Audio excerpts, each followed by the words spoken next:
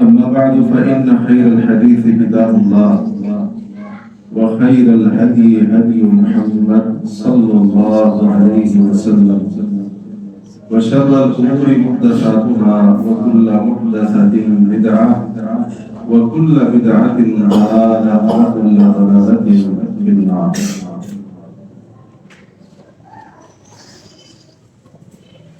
رسول اللہ صلی اللہ علیہ وسلم کی احادیث پر اگر غور کیا جائے تو معلوم یہ ہوتا ہے کہ رمضان مبارک کے شروع ہونے سے چار بڑی تبدیلیاں واقع ہوتی ہیں، اور رمضان مبارک کے اختتام سے شوال کا چاند نظر آنے سے چار ہی بڑی تبدیلیاں واقع ہوتی ہیں۔ رمضان کا جب چاند نظر آتا ہے تو حدیث کے مطابق تفتح فیہ ابواب الرحمہ،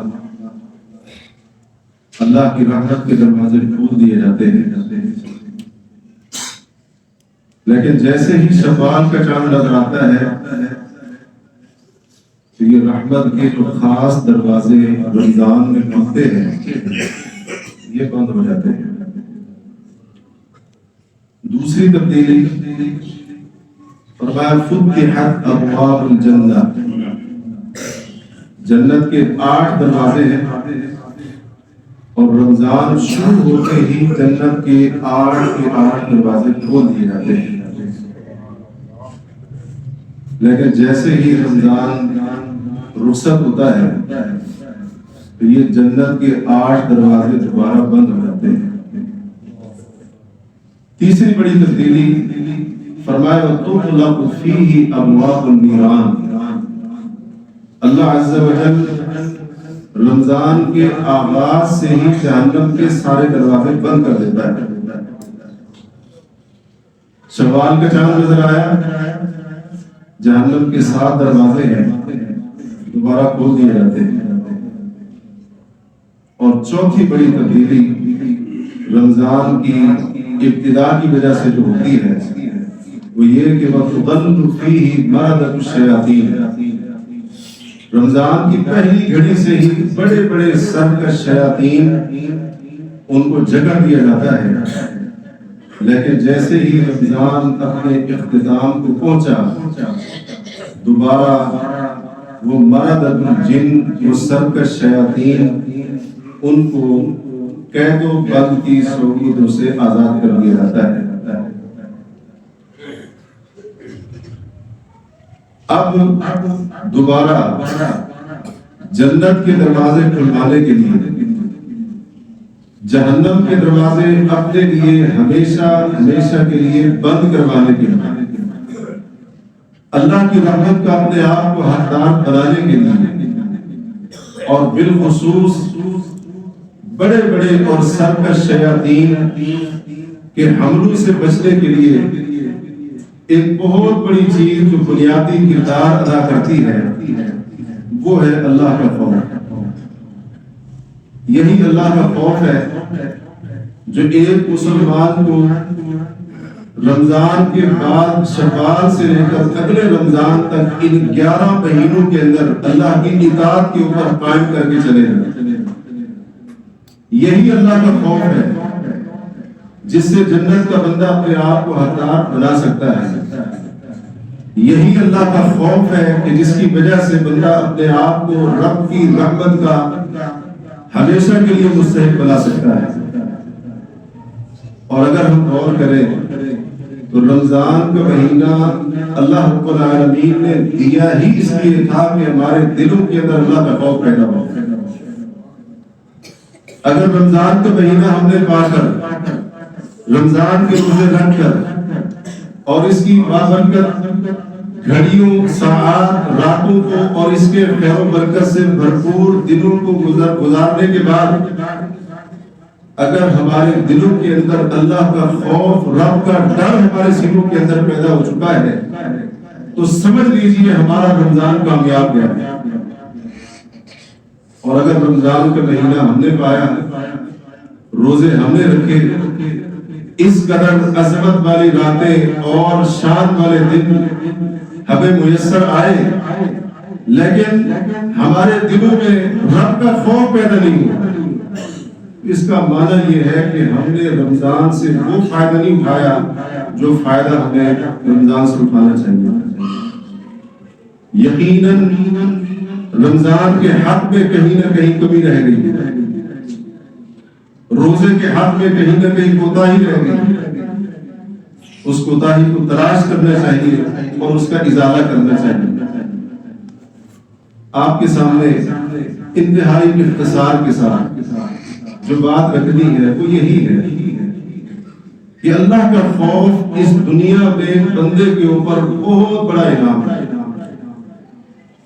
دنیا کے اندر اگر ہمیں عام سا بندہ بھی ڈراتا ہے ہم ڈر جاتے ہیں، خوف اختیار کر جاتے ہیں. پتہ نہیں کون تھا، بظاہر تو سادہ سا معمولی سا بندہ نظر آ رہا تھا، پتہ نہیں اس کے کتنے بڑے بڑے اور کہاں تک تعلقات، جو کہہ رہا تھا وہ سچ نہ کر دے، جو دھمکی دے رہا تھا اس کو پورا کرنے پر اتر جائے. ایک معمولی سا بندہ بھی اگر دھمکی لگاتا ہے ہم ڈر جاتے ہیں. لیکن میرا رب قرآن کے اندر کہتا ہے وَيُحَذِّرُكُمُ اللَّهُ نَفْسَهُ، لوگوں اللہ تمہیں اپنے آپ سے ڈراتا ہے. کیا ہم ڈریں؟ ہمارے دلوں میں اللہ کا خوف پیدا ہو. رب کا قرآن تو کہہ رہا ہے اللہ سے ڈر جاؤ. کہیں اللہ فرماتا ہے یا عبادی فاتقون، میرے بندوں مجھ سے ڈر جاؤ. کہیں اللہ فرماتا ہے وَلَا تَخَافُوهُمْ وَخَافُونِ إِن كُنتُم مُؤْمِنِينَ، کافروں سے، دشمنوں سے، ان سے ڈرنے کی کوئی ضرورت نہیں، مجھ رب سے ڈرو اگر تم مومن. اللہ کا قرآن تو ہمیں بار بار یہ پیغام سنا رہا ہے اللہ سے ڈر جاؤ، اللہ کے عذاب سے ڈر جاؤ، اس کی پکڑ سے ڈر جاؤ. کیا ہم ڈرے؟ ہمارے دلوں کے اندر خوف اللہ کا پیدا ہو. ہر بندے کو اپنے آپ سے یہ سوال کرنا چاہیے.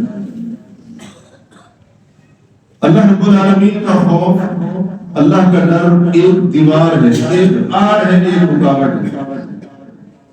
اگر یہ آڑ رکاوٹ موجود ہے انسان بڑے بڑے گناہوں سے بھی بچا ہوا ہے اور چھوٹے گناہوں سے بھی اللہ تعالیٰ اس کی حفاظت فرمائے.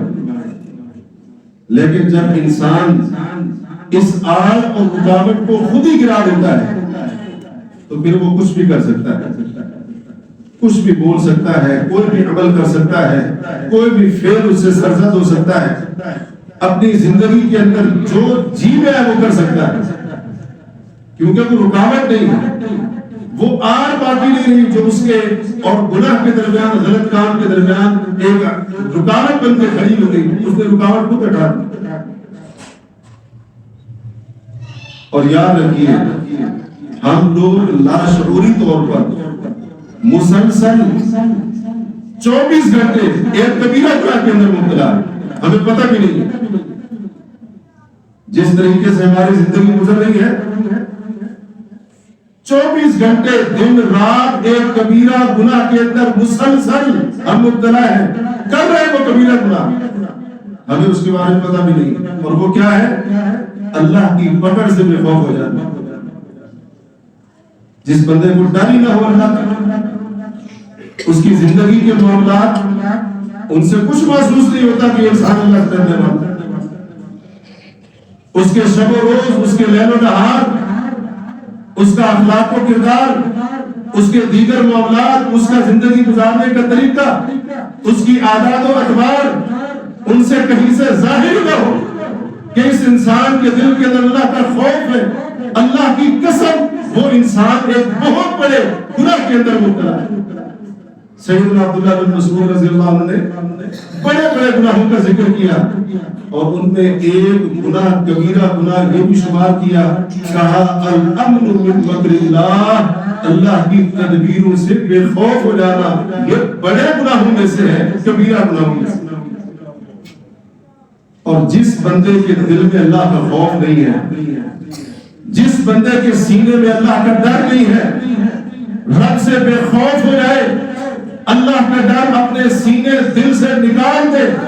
اللہ کا قرآن کہتا ہے أَفَأَمِنُوا مَكْرَ اللَّهِ فَلَا يَأْمَنُ مَكْرَ اللَّهِ إِلَّا الْقَوْمُ الْخَاسِرُونَ۔ کہ اللہ کی تدبیروں سے، اللہ کی پکڑ سے یہ بے خوف ہو گئے، اور اللہ کی پکڑ تدبیروں سے بے خوف وہی ہوتے ہیں جو خسارہ اور نقصان اٹھانے والے۔ ہر چیز کا خوف ہے، دنیا کے نقصان کا خوف ہے، دنیاوی مفادات سے محروم ہو جانے کا خوف ہے، اپنی خواہشات اور اپنے شوق پورے نہ ہونے کا خوف ہے۔ میں نے خواب دیکھے تھے، میرا خواب پورا نہیں ہوگا، اپنے خوابوں کی تعبیر پوری نہ ہونے کے خوف ہے۔ ہر ایک خوف ہے، اور اگر خوف نہیں ہے اس رب العالمین کا خوف۔ حضرات، اللہ نے روزہ اس لیے فرض کیا ہمارے دلوں کے اندر اللہ کے خوف کی بنیاد رکھی جائے۔ رب نے رمضان اس لیے دیا تھا ہمارے دلوں کے اندر اللہ کا خوف پیدا ہو جائے۔ غور کیجئے، محاسبہ کیجئے، رمضان پورا گزارا، مہینہ آیا، شروع ہوا، 10 دن گزرے، 20 دن گزرے، آخری عشرہ گزرا اور ہم سے رخصت ہو کر چلا گیا۔ کیا اللہ کا خوف ہمارے دلوں کے اندر پیدا ہوا؟ اس خوف کی کیفیت میں کوئی تبدیلی آئی نہیں آئی؟ یہ غور کرنے کی بہت زیادہ ضرورت ہے۔ جب انسان اللہ سے بے خوف ہو جائے تو باغی بن جاتا ہے، سرکش بن جاتا ہے، وہ شرک بھی کرتا ہے، وہ بدعت بھی کرتا ہے۔ جب انسان کے دل سے اللہ کا خوف نکل جائے پھر موت کا کوئی ڈر نہیں، قبر کا کوئی ڈر نہیں، قبر کے اندر امتحان کا کوئی خوف نہیں، سوال جواب کا کوئی خوف نہیں، مرنے کے بعد اٹھایا جائے گا یہ خوف بھی انسان نکال دیتا ہے۔ حساب بھی ہوگا، اعمال کا وزن بھی ہوگا، جزا اور سزا بھی ہوگی، جنت کے پروانے یا جہنم کے عذاب کے فیصلے بھی ہوں گے۔ انسان ان ساری باتوں سے بے خوف ہو جاتا ہے۔ ذرا انصاف سے بتائیے، کیا ان چیزوں کا خوف ہمارے دلوں کے اندر ہے؟ آخرت کا ڈر ہے، حساب بھی دینا ہے، ایک ایک پل کا محاسبہ کیا جائے گا، یہ احساس ہے؟ جنت حاصل کرنی ہے، جہنم سے بچنا ہے، رب کے سامنے کھڑا ہونا ہے، اللہ کے سامنے حاضری ہوگی، احکم الحاکمین کی عدالت کے اندر پیشی ہوگی، وہاں پر ہاتھ پاؤں جسم کے اعضاء یہ چمڑا تک بول کر گواہی دے گا۔ کیا ان باتوں کا احساس ہے؟ اليوم نختم على افواہہم وتکلمنا ایدیہم، آج کے دن ان کے منہ کے اوپر مہر لگا دی جائے گی، ہاتھ بولے۔ قرآن کے دوسرے مقام کے مطابق انسان کے دیگر اعضاء بولیں گے، چمڑا بولے گا انسان کیا کرتا رہا، کون کون سے افعال اس سے سرزد ہوتے ہیں، اپنا جسم انسان کے خلاف ہو۔ دوسرے گواہ تو ہوں گے ہی ہوں گے، جس جسم کو لذت پہنچانے کے لیے، کیونکہ اس جسم کو آرام ملتا تھا، دنیا میں سکون ملتا تھا، اطمینان ملتا تھا، اس کو لذت ملتی تھی گناہ کے اندر، اس عارضی لذت کے لیے انسان اپنے جسم کو لگاتا گیا اللہ کی نافرمانی کے اندر، گناہوں کے اندر، بغاوت اور سرکشی کے اندر۔ یہی جسم، اس کے اعضاء جن کو لذت پہنچانے کے لیے رب کا باغی بن کر اس نے زندگی گزاری، یہی اعضاء اس کے خلاف کھڑے ہو جائیں گے، یا رب اس نے یہ گناہ کیا تھا، یہ نافرمانی کی تھی، یہ معصیت کی۔ گناہ کی بات لذت ختم، لیکن یہ گواہ وہاں پر کھڑے۔ ان باتوں کا ڈر، احساس آج ہمارے دلوں کے اندر ہے۔ آج تو میں کہتا ہوں مجھے ڈرانے کی کوئی ضرورت نہیں، میں کسی سے نہیں ڈرتا، مخلوق میں سے کسی سے نہ ڈر، لیکن اللہ کا ڈر تو ہونا چاہیے۔ اللہ سے بھی بے خوف ہو گئے، رب کا ڈر بھی سینوں سے نکال پھینکا۔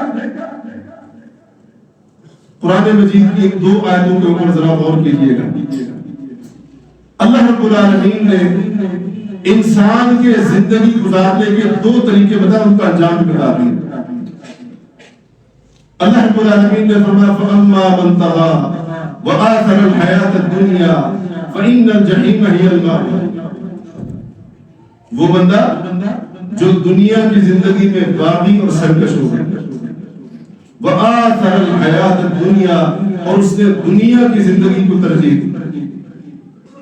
ہر وقت دنیا کے چونچلوں کی وجہ سے اللہ کا باغی بن گیا، رب کا مجرم بن گیا، اور اس نے باغی بن کر سرکش بن کر زندگی گزاری۔ یہ زنا کو بھی حلال سمجھتا تھا، یہ کہتا تھا رشوت کے بغیر گزارا نہیں ہوتا ہے، یہ کہتا تھا 21ویں صدی کے اندر سود کو کیسے میں حرام سمجھوں۔ یہ اپنی خواہشات کے پیچھے، یہ اپنے دل کی منمانی اور مرضیوں کے پیچھے حرام کو بھی حلال کرتا گیا۔ یہ تو وہ تھا، یہ کہتا تھا مجھے نماز پڑھنے کی کیا ضرورت ہے، میرے پاس ماں بھی ہے، میرے پاس گھر بھی ہے، میرے پاس جائیداد بھی ہے، میرے پاس اولاد بھی ہے، دنیا کا سب کچھ ہے۔ نماز وہ پڑھتے ہیں جن کو اللہ سے کچھ لینا ہوتا ہے۔ یہ تو وہ تھا جو کہتا تھا رمضان کے روزے رکھنے کی مجھے ضرورت نہیں ہے، روزے تو وہ رکھتے ہیں جن کے گھر میں کھانے کو کچھ نہیں ہوتا ہے۔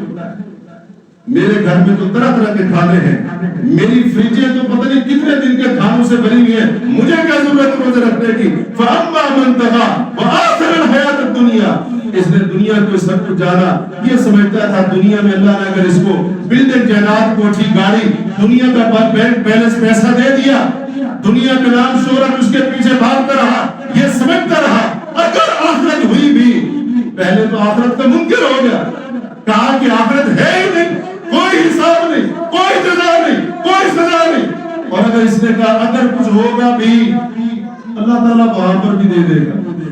یہ تو وہ تھا وَأَمَّا مَن طَغَىٰ وَآثَرَ الْحَيَاةَ الدُّنْيَا، اس کی بغاوتوں اور سرکشیوں کا سفر جاری رہا، یہ ایک ایک گناہ کر کے رب کی بغاوت اور سرکشی کی سیڑھیاں چڑھتا رہا، یہاں تک کہ یہ الحاد تک پہنچا، بے دینی تک پہنچا، دہریت تک پہنچا، اپنی خواہشات کے اندر ایسا مست ہو گیا، دین ایمان کا سودا کر دیا۔ اس نے کہا میں رب کو مانتا ہی نہیں۔ اس سے بھی بڑھ کر اللہ رب العالمین نے اسی سورہ النازعات کے اندر بتایا، جب انسان اللہ کے خوف کی لگام اپنے دل کو اپنے نفس کو لگا لے، یہ نفس ایسا باغی اور سرکش بن جاتا ہے تو وہ فرعون کے درجے کو پہنچتا ہے اور کہتا ہے انا ربکم الاعلی، وہ پھر بغاوت اور سرکشی کی ایسی سیڑھیاں چڑھتا ہے، ایسے درجات کے اوپر آگے بڑھتا ہے، یہاں تک کہ ربوبیت اور الوہیت کے دعوے کر بیٹھتا ہے۔ کس نے دھوکہ دیا؟ دنیا نے۔ فَأَمَّا مَن طَغَىٰ وَآثَرَ الْحَيَاةَ الدُّنْيَا، اس کی نظر میں دنیا سب کچھ تھی، باغی بنتا گیا، سرکشیاں کرتا گیا۔ اللہ نے فرمایا فَإِنَّ الْجَحِيمَ هِيَ الْمَأْوَىٰ، ہم نے بھی اس کا ٹھکانہ صرف جہنم ہی بنایا۔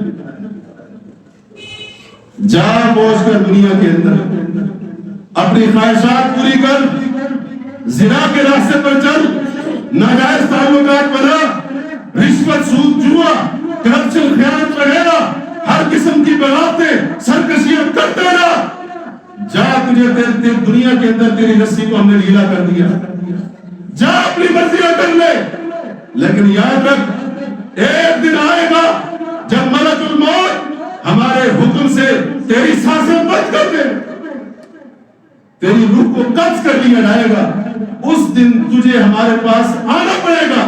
لیکن فَإِنَّ الْجَحِيمَ هِيَ الْمَأْوَىٰ، دنیا میں اپنی مرضیاں تو کر چکا، بغاوتیں، سرکشیاں کر چکا، آج ہمارے پاس تیرے لیے جہنم کے سوا کچھ بھی نہیں۔ انسان جو اپنی زندگی سے اللہ کا خوف نکال دے، اس کا نتیجہ یہ نکلتا ہے، اس کی سرکشی کی کوئی انتہا نہیں۔ اور دوسرا طریقہ کیا ہے؟ وَأَمَّا مَنْ خَافَ مَقَامَ رَبِّهِ، جو بندہ اللہ کے مقام سے ڈرے، رب کی شان، رب کی عظمت، اللہ کا جلال، رب کی بزرگی، اس خالق و مالک کی کبریائی، اس کا بادشاہ مطلق ہونا، اس کا قدیر اور قادر ہونا، اس کا جبار ہونا، اس کا سب سزا دینے والا ہونا، یہ ساری باتیں اس کو یاد تھی۔ وَأَمَّا مَنْ خَافَ مَقَامَ رَبِّهِ، رب کے مقام سے ڈر گیا۔ وَنَهَى النَّفْسَ عَنِ الْهَوَىٰ، اس نے اپنے آپ کو خواہشات سے روکے رکھا۔ اس کا نفس بھی اس کو مجبور کرتا تھا بغاوت کے اوپر۔ یہ نوجوان تھا، اس کو بھی جملے سنائے دیتے تھے، 4 دن کی جوانی ہے، موجیں کر لو، مستیاں کر لو، یہ کیا ہے، یہ پابندی، وہ پابندی، یہ حلال ہے، یہ حرام ہے۔ یہ جملے، یہ آوازیں، یہ بظاہر خوشنما نعرے سلوگن اس کو بھی سنائی دیتے تھے، لیکن وَأَمَّا مَنْ خَافَ مَقَامَ رَبِّهِ وَنَهَى النَّفْسَ عَنِ الْهَوَىٰ، اس کو جب بھی برائی کی دعوت ملی، اس نے اس باغی اور سرکش بنانے والے نفس کو اللہ کے خوف کی لگام ڈالی۔ اس نے ہر حرام سے روکا اپنے آپ کو، نفس کو اللہ کی اطاعت کے اوپر مجبور کیا، اللہ کی اطاعت پر لگایا، رب کی بغاوت سرکشی پر کی طرف نہیں جانے دیا۔ وَأَمَّا مَنْ خَافَ مَقَامَ رَبِّهِ وَنَهَى النَّفْسَ عَنِ الْهَوَىٰ، برائی کے دعوت نامے ملتے تھے، گناہ کا انویٹیشن آتا تھا اس کو، لیکن اپنے آپ کو سمجھاتا تھا آج اپنے جسم کو تھوڑا سا مزہ لذت دینے کے لیے گناہ تو کر لو گے، وَأَمَّا مَنْ خَافَ مَقَامَ رَبِّهِ، لیکن وہ وقت آنے والا ہے جب رب کے سامنے کھڑے ہو کر تمہیں اس گناہ کا حساب بھی دینا پڑے گا۔ وَنَهَى النَّفْسَ عَنِ الْهَوَىٰ، اللہ کا خوف رکاوٹ بن جاتا، اس کی بھی خواہشیں تھی، اس کی بھی آرزویں تھی، اس کے بھی بڑے بڑے شوق تھے، اس نے بھی بڑے بڑے خواب دیکھ رکھے تھے، تمناؤں کی، آرزوؤں کی لمبی فہرست اور لسٹ تھی، لیکن وَأَمَّا مَنْ خَافَ مَقَامَ رَبِّهِ وَنَهَى النَّفْسَ عَنِ الْهَوَىٰ، جب بھی اس کا نفس اس کو کسی آرزو، حرام خواہش، گناہ کے کام کی طرف کھینچ کر لے جانا چاہتا، اپنے نفس کے سامنے اللہ کے خوف کی دیوار، رکاوٹ باندھ کھڑا کر دیتا، اپنے آپ کو روک دیتا۔ اللہ رب العالمین کا فرمان ہے فَإِنَّ الْجَنَّةَ هِيَ الْمَأْوَىٰ، یہ دنیا میں ہم سے ڈرتا رہا، ہمارے خوف کو اختیار کرتے ہوئے اس نے زندگی گزاری، حرام سے اپنے آپ کو بچایا، آج ہم نے اس کو صلہ دینا ہے، ہم نے ہمیشہ ہمیشہ جنت میں اس کا ٹھکانہ بنا دیا۔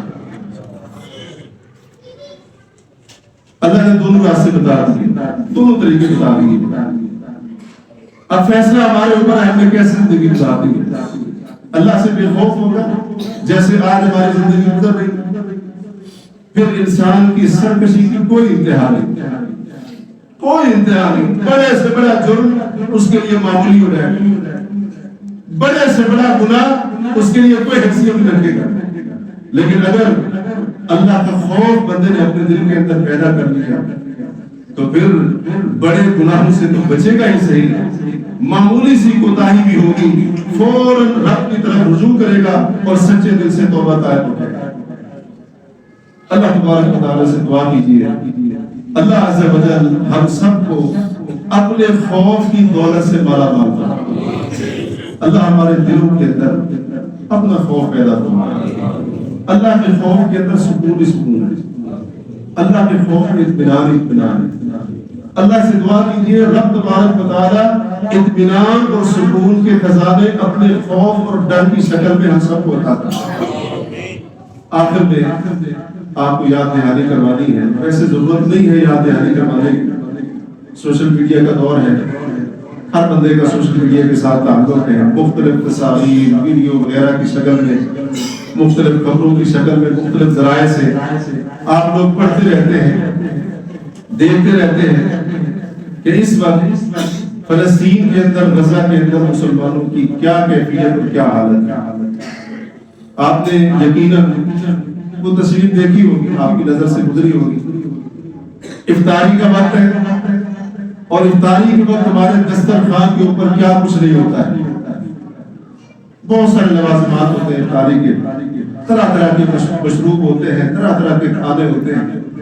کیا ہماری نظر سے وہ تصویر بھی گزری ہے کہ غزہ کے اندر روزے داروں کی افطاری کا دسترخوان لگا ہوا ہے، اور وہاں پر وہ لیموں کے ساتھ اور پتوں کے ساتھ افطاری کر رہے ہیں۔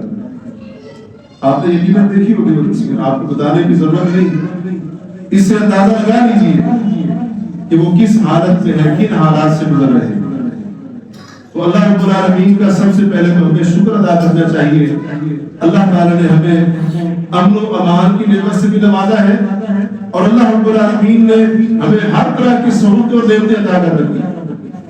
اس کے ساتھ ساتھ ہمیں اپنے ان بھائیوں کا احساس بھی کرنا چاہیے۔ آج ہماری عید ہے اور ان کی عید کس حالت میں گزرے گی کوئی پتہ نہیں، کب کہاں سے میزائل گرے، بم گرے، کوئی کچھ معلوم نہیں، کہاں سے فائرنگ ہو جائے کسی کو خبر نہیں، کس حالت میں ہو، کہاں جا رہے ہو، گھر میں ہے، باہر ہے، کہاں ہے۔ وہ جو عارضی خیمے سے بنائے ہوئے ان کے اندر بھی آ کر ان کو قتل کرنا شروع کر دیا، کوئی خبر نہیں۔ ہم الحمدللہ امن و امان کے ساتھ ہیں، اپنے گھروں کے اندر عید منا رہے ہیں، عید کی خوشیوں کے اندر ہم شریک ہوں گے، عید کی خوشیاں بانٹیں گے۔ تو اس موقع کے اوپر خاص طور پر ان کے ساتھ ہمدردی اور ان کے ساتھ تعاون یہ ہماری ذمہ داریوں میں سے ہے، اور بالخصوص اپنے ان بھائیوں کو اپنی دعاؤں کے اندر یاد رکھنا یہ بھی ہماری بہت بڑی ذمہ داری ہے۔ خطبے کے اندر اور عید کی نماز کا حصہ ہے کہ دعا کی جائے تمام اہل اسلام کے لیے۔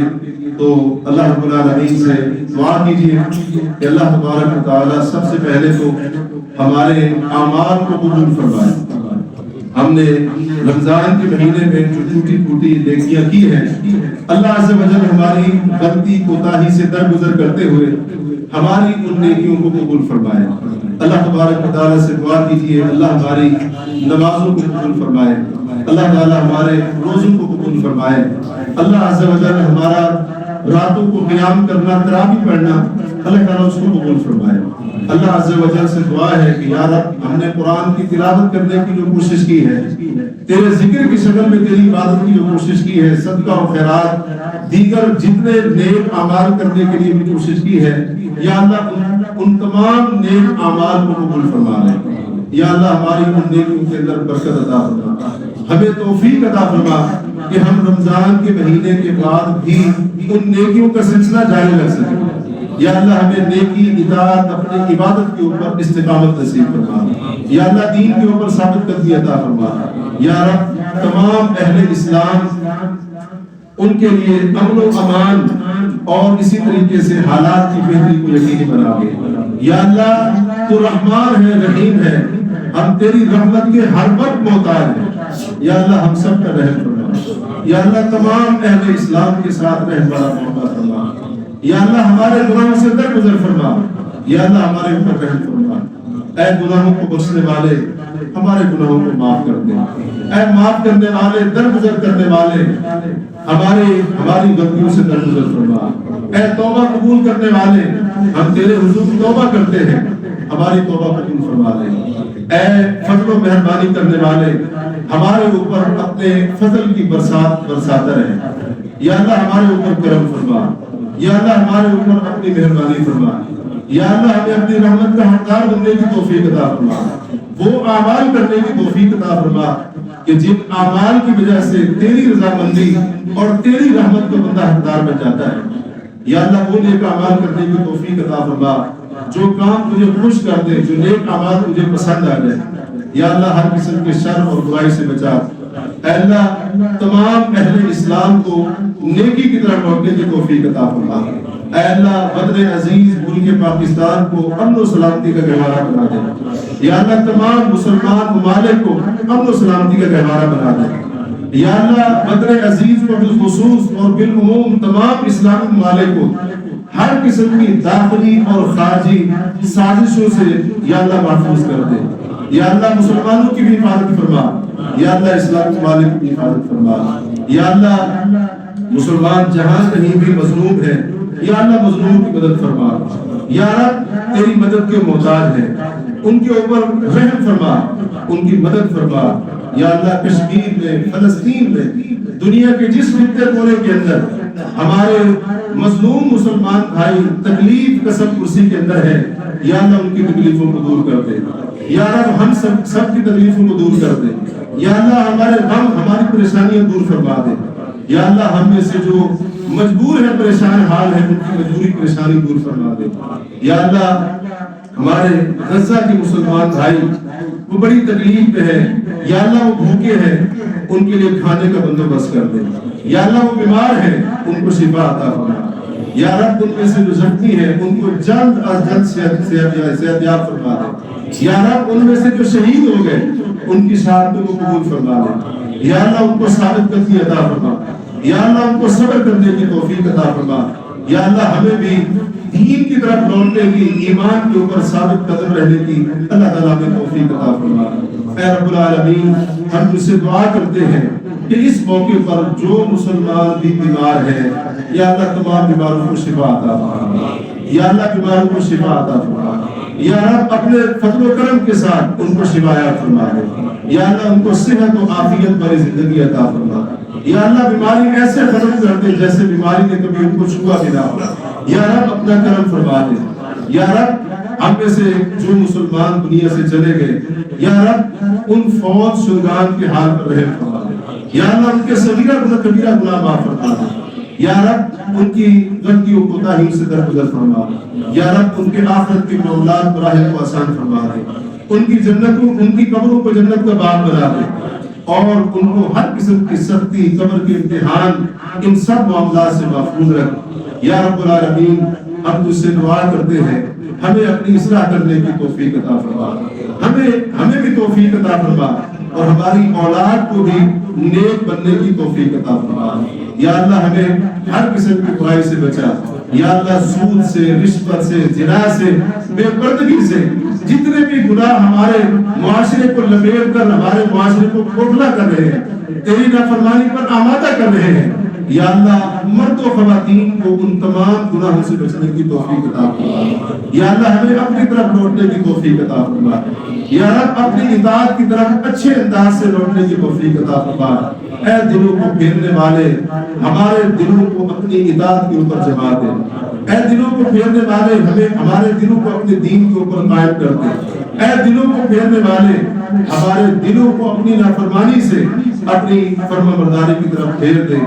عید کے موقع پر صحابہ کرام کا طریقہ یہ تھا تو کہ وہ ایک دوسرے کو اس طرح سے قبولیت کی دعا دیا کرتے تھے. تقبل اللہ منا و منکم. آپ سب کو بہت بہت عید مبارک، عید کی خوشیاں مبارک ہوں. ہماری طرف سے آپ کو عید مبارک. تقبل اللہ منا و منکم وآخر دعوانا الحمد للہ رب العالمین.